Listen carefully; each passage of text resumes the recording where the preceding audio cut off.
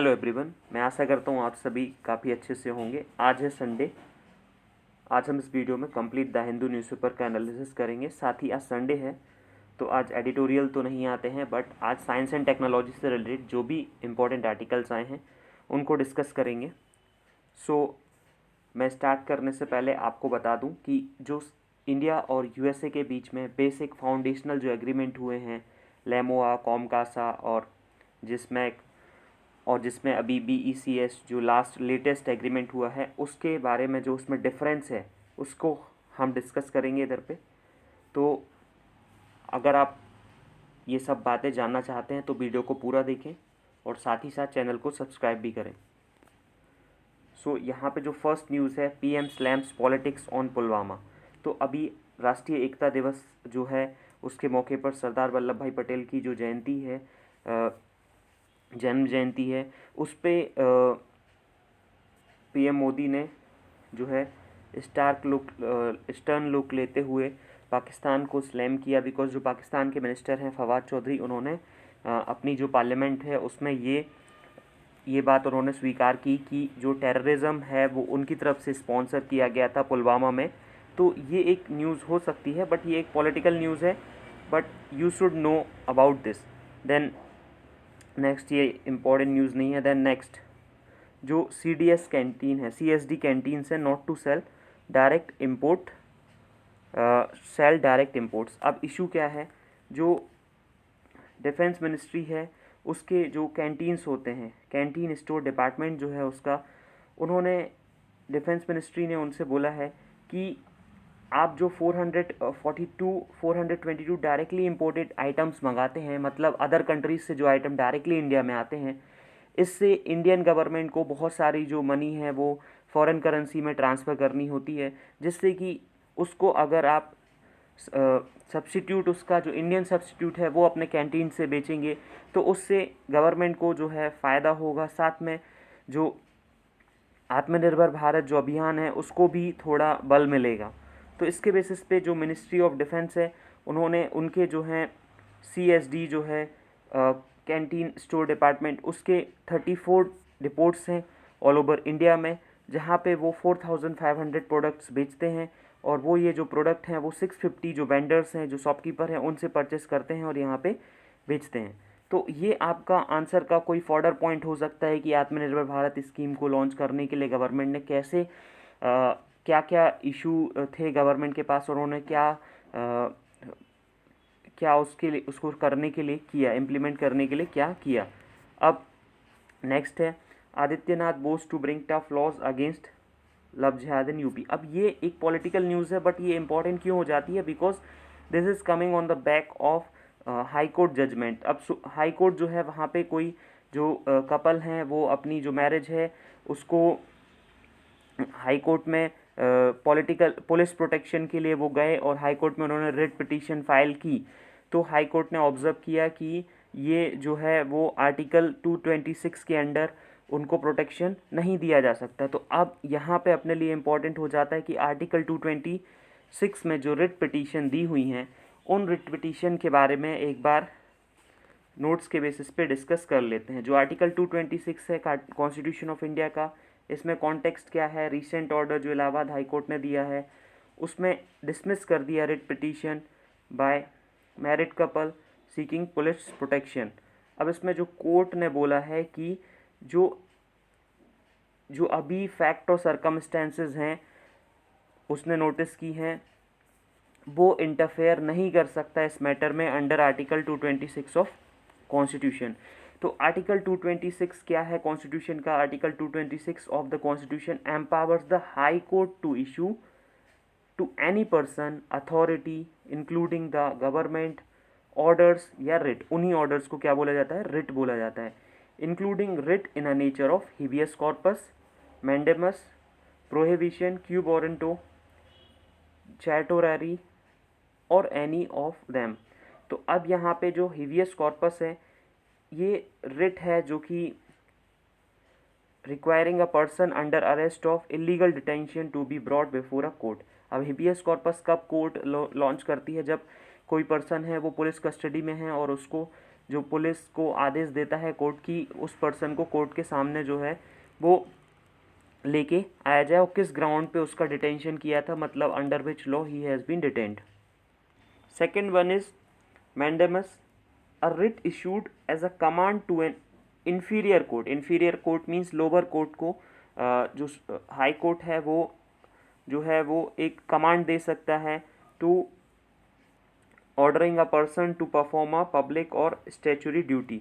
वो किसी ऑफिस को, गवर्नमेंट ऑफिस को कोई कमांड दे सकती है कि कोई पर्टिकुलर ड्यूटी जो उन्होंने परफॉर्म नहीं की है वो उसको करें। And next one is quo warranto, issued to inquire into a legality of a claim of a person of public office. It restrains the person authority to act as office which he is not entitled to. अगर कोई government officer या कोई person वो काम करता है जो उसको नहीं करना चाहिए एज एन ऑफिसर, या वो उसके अंडर नहीं आता है, उसके कार्य क्षेत्र के अंडर नहीं आता, then court can order the person.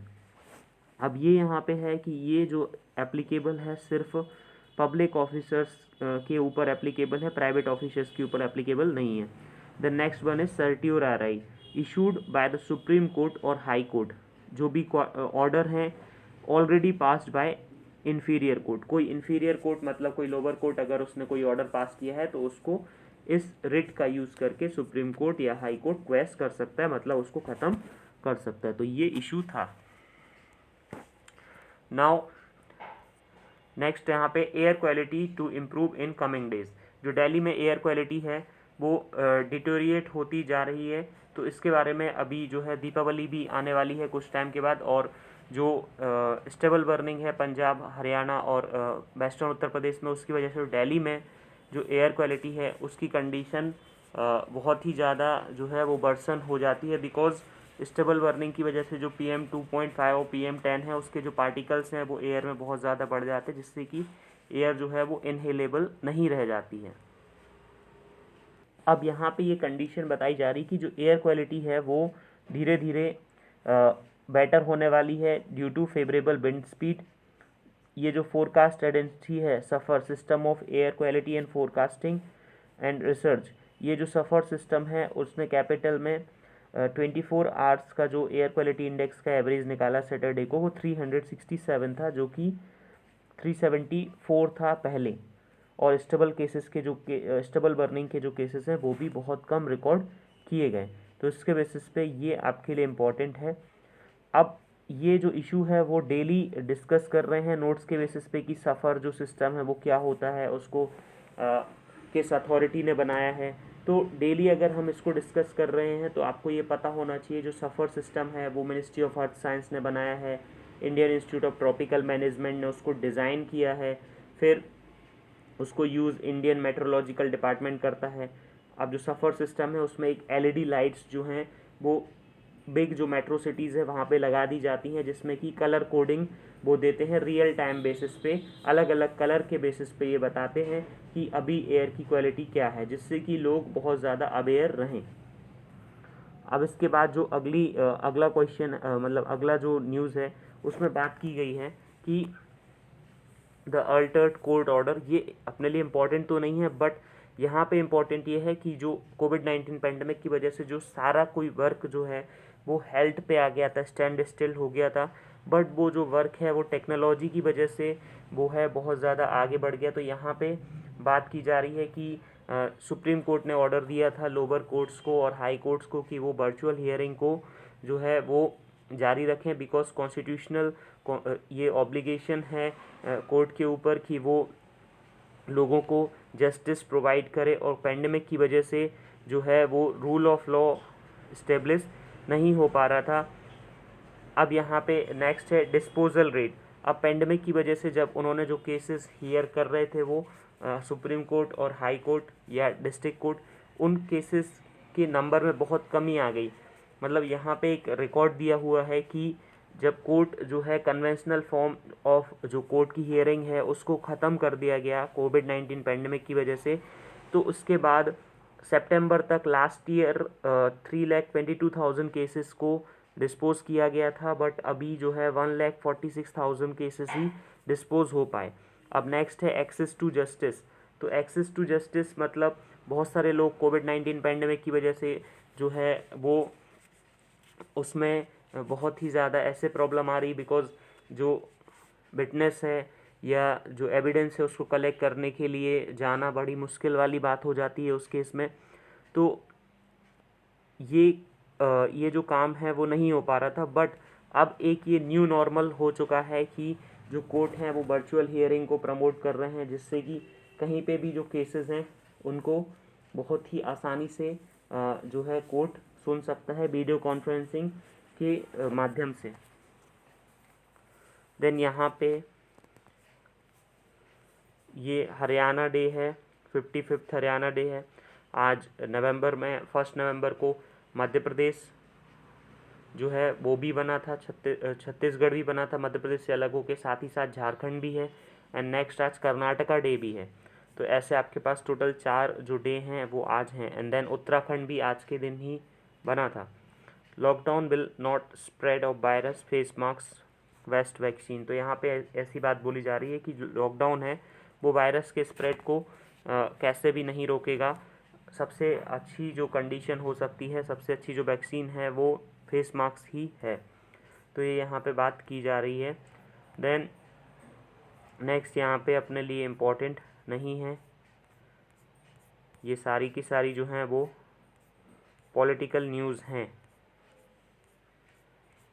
यहाँ पे कोई भी जो न्यूज़ है जिसको अपन डिस्कस कर सकें। हाँ, देन JNK गवर्नमेंट वॉइड्स रोशनी एक्ट। अब ये रोशनी एक्ट क्या है?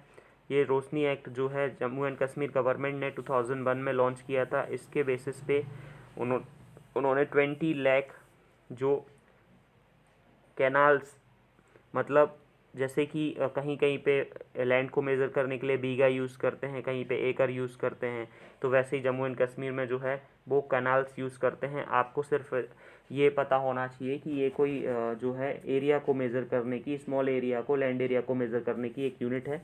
तो जम्मू एंड कश्मीर जो गवर्नमेंट है उस समय की 2001 की, उन्होंने डिसाइड किया था कि जो 20 लाख हेक्टेयर जो ज़मीन है उसको ट्रांसफ़र करेंगे एग्जिस्टिंग ऑक्यूपेंट्स के पास। मतलब वो ज़मीन थी गवर्नमेंट की, बट उन्होंने जो उसके ऊपर कब्जा करके रखा हुआ था या जो उसको यूज़ कर रहा था उसी को डिस्ट्रीब्यूट कर दी, बहुत ही मिनिमल अमाउंट में। तो अब JNK गवर्नमेंट ने जो अभी वहाँ पे लेफ्टिनेंट गवर्नर हैं मनोज सिन्हा, उन्होंने ऑर्डर पास किया है उसके बेसिस पे कि 6 मंथ के अंदर जो भी ज़मीन है, जो भी लैंड है जिनको भी दी गई है उनसे वापस ली जाएगी। अब यहाँ पे इम्पॉर्टेंट बात है कि Roshni act enacted during Farooq Abdullah's regime aimed at earning 25,000 crore by transferring 20 lakh kanals of state land to existing occupant against the payment of market rate. जो भी मार्केट रेट है उस पर बहुत ही कम रेट था, उस रेट पे वो ज़मीन जो है लोगों को ट्रांसफ़र कर दी गई। Then seaplane makes a splash on Sabarmati. अब ये जो न्यूज़ है इसमें एक बात बोली गई है कि जो director general of civil aviation है, कॉन्टेक्स्ट क्या है कि जो सी प्लेन है उसको साबरमती रिवर फ्रंट पे लॉन्च किया गया, और वो जो है वहाँ से जो केवड़िया डिस्ट्रिक्ट, जो नर्मदा डिस्ट्रिक्ट का केवड़िया प्लेस है जहाँ पे सरदार पटेल की जो स्टैचू है, वहाँ तक जो सी प्लेन है वो लेके जाएगा, और ये स्पाइस जेट कंपनी इसको ऑपरेट कर रही है। लेकिन इसमें इशू ये है कि जो प्लेन है वो 50 ईयर्स ओल्ड है, जो कि मालदीव की गवर्नमेंट से लिया गया है, बट इसमें जो DGCA director general of civil aviation के जो नॉर्म्स हैं कि अगर कोई भी एयरक्राफ्ट को सिविल पर्पस के लिए यूज़ किया जा रहा है तो वो 20 ईयर ओल्ड नहीं होना चाहिए, और कार्गो शिप की कंडीशन में वो 25 ईयर्स से ओल्ड नहीं होना चाहिए। बट यहाँ पे ये जो रूल्स हैं इनको डाइल्यूट किया गया है, तो ये यहाँ पे इशू है। अब एक बार director general of civil aviation को डिस्कस कर लेते हैं। जो director general of civil aviation है ये एक रेगुलेटरी बॉडी है in a field of civil aviation. जो सिविल एविएशन मतलब जो नॉर्मल हम और आप जैसे लोग हैं वो प्लेन में जो है सफ़र करते हैं तो उसको सिविल एविएशन बोला जाएगा, और मिलिट्री इज़ डिफरेंट। तो primarily dealing with safety issues, जो सेफ्टी इश्यूज़ होते हैं, जो DGCA है वो रिस्पॉन्सिबल होता है रेगुलेशन के लिए एयर ट्रांसपोर्ट सर्विसेज जो भी होती हैं, इंडिया से या फिर विद इन इंडिया जो हैं उसमें सिविल एयर के जो रेगुलेशंस हैं, एयर सेफ्टी के जो नॉर्म्स हैं और एयर के जो स्टैंडर्ड्स हैं उन सबको इम्प्लीमेंट करवाने का काम ये करते हैं। DGCA जो है कोऑर्डिनेट करती है regulatory function with the international civil aviation organisation. अब जो फंक्शन है इसका, रजिस्ट्रेशन ऑफ सिविल एयरक्राफ्ट, जो भी सिविल एयरक्राफ्ट है उसका registration, formulation standard of airworthiness of aircraft registered in India, क्या वो एयर में जो है उसको उड़ाना सही होगा कि नहीं, grant of certificates of airworthiness of such aircraft, licensing of pilots, air maintenance engineers, flight engineers, इन सब का लाइसेंस करना, इन्वेस्टिगेशन करना, एक्सीडेंट हो रहा है, कोई इंसिडेंट हो रहा है, टेकिंग एक्सीडेंट प्रिवेंशन मेजर। अभी आपने देखा होगा कि वो एक केरला में कोई एक डिस्ट्रिक्ट में वहाँ पे जो प्लेन था वो थोड़ा जो लैंडिंग जहाँ पे होती है वो थोड़ा ऊपर था और उसमें जब लैंड हुआ तो वो नीचे खाई में गिर गया था एक प्लेन। तो उसके बाद वहाँ पे जो सिविल डायरेक्टर जनरल ऑफ ये जो सिविल एविएशन एजेंसी है उसने वहाँ पे इन्वेस्टिगेशन को परफॉर्म किया था। अब जो कंडक्शन ऑफ नेशनल लेवल और for flexi use of air space by civil and military air traffic agencies और interaction with ICAO international civil aviation organisation, जिससे कि ज़्यादा से ज़्यादा जो एयर रूट हैं वो सिविल पर्पसेस के लिए इंडियन एयर स्पेस में यूज़ किए जा सकें। और ये प्रमोट करता है indigenous design and manufacture of aircraft components by acting as a catalyst agents, मतलब उनको जो है सपोर्ट की तरह देता है जिससे कि वो ज़्यादा से ज़्यादा एयरक्राफ्ट्स को जो है वो इंडिया में प्रिपेयर करें। अब जो नेक्स्ट यहाँ पे ये कोई भी इम्पोर्टेंट न्यूज़ नहीं है। अब यहाँ पे India protest US amends transcript. अब यहाँ पे इशू क्या है, जो USA की गवर्नमेंट है और इंडिया है उनके बीच में जो 2+2 डायलॉग हुआ डिफेंस और फॉरेन अफेयर मिनिस्टर्स के बीच में, उसमें जो अपने मिनिस्टर्स हैं, डिफेंस मिनिस्टर जो राजनाथ सिंह हैं,